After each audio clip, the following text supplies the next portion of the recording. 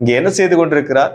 எந்த மனுஷனையும் கிறிஸ்து இயேசுவுக்குள்ளாக தேர்ந்தவனாக நிறுத்தும்படிக்கு. ஏன் இயேசு கிறிஸ்து அடிச்சுவடை வைத்திருக்கிறார் என்று சொன்னால், நாம் அவருக்குள்ளாக தேர வேண்டும் என்பதற்காக. இன்றைக்கு எத்தனை நபர்கள் நாம் கிறிஸ்து இயேசுவுக்குள்ளாக தேர வேண்டும் என்ற விருப்பத்தோடு கிறிஸ்துவுக்குள்ளாக வாழ்ந்து கொண்டிருக்கிறார்கள். நீங்களும் நானும் கிறிஸ்துவுக்குள் தேர வேண்டும் என்று சொல்லி நாம் வாழ்ந்து கொண்டிருக்கிறோமா? அல்லது அவருடைய அடிச்சுவடுகள் ஒன்றாவது நாம் பின்பற்ற வேண்டும் என்று சொல்லி அந்த மனதோடு, அந்த இருதயத்தோடு நாம் வாழ்ந்து கொண்டிருக்கிறோமா?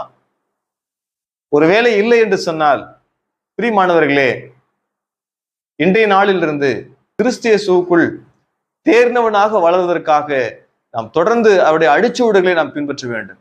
அடிச்சுவடை வைத்திருக்கிறார் என்று சொன்னால், நாம் அவருக்குள்ளாக தேர வேண்டும் என்பதற்காக.